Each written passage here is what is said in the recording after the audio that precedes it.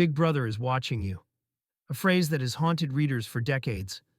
Welcome to the chilling world of 1984, where every thought, every move, and every whisper is under the iron grip of a totalitarian regime. But what happens when one man dares to rebel? Our story begins in Airstrip 1, a province of Oceania, one of three superstates in a world of endless war. The country is ruled by the party, led by the all-powerful Big Brother. Privacy? Forget it. Surveillance is constant, history is rewritten, and independent thought is a crime. Enter Winston Smith, a 39-year-old worker at the Ministry of Truth. His job? Altering historical records to fit the party's ever-changing narrative. If the party says 2 plus 2 equals 5, then that's the truth, whether it makes sense or not. But Winston has a secret. He hates the party. He remembers a time before its control, and he dares to dream of freedom. So he starts keeping a forbidden diary, writing down his rebellious thoughts, an act that could mean death. He also begins to suspect that O'Brien, a high-ranking party official, might be a secret rebel. And then there's Julia. At first, Winston believes Julia is a loyal party member, maybe even a spy. But one day, she secretly slips him a note that changes everything. I love you. Their love affair is dangerous. Intimate relationships are strictly controlled by the party. They meet in secret, escaping to the countryside, where, for a brief moment, they taste true freedom. Julia isn't interested in revolution, but she despises the party's control over their lives. They find a small hidden apartment above an antique shop where they continue their secret meetings. Here, Winston begins to believe that maybe, just maybe, they can rebel.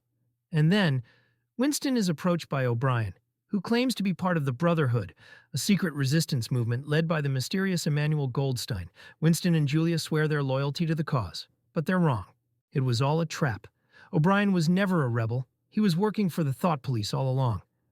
Winston and Julia are arrested, dragged away to the Ministry of Love, where disobedience is crushed through brutal torture and psychological manipulation.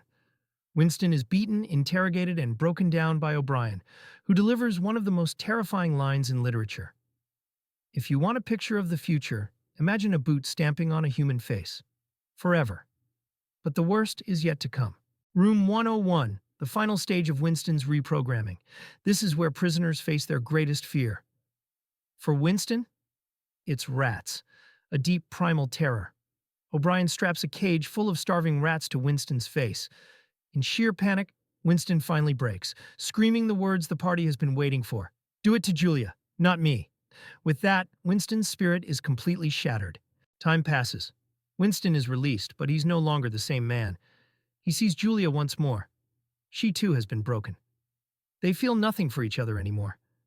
And then, in the novel's devastating final moment, Winston sits alone, watching Big Brother on a telescreen. He realizes the truth. He loves Big Brother. The rebellion is over. The party has won. And Winston, like all before him, has been erased.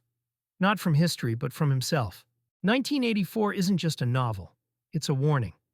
Orwell's vision of surveillance, propaganda, and thought control still resonates today. Who controls the truth? How easily can history be rewritten? And in the end, how much of our own freedom are we willing to surrender? What do you think? Do you see parallels between Orwell's world and today's society? Let's talk in the comments. And if you want more classic book recaps, don't forget to like, subscribe, and hit the bell icon so you never miss a video. Until next time, keep reading, keep questioning, and stay free.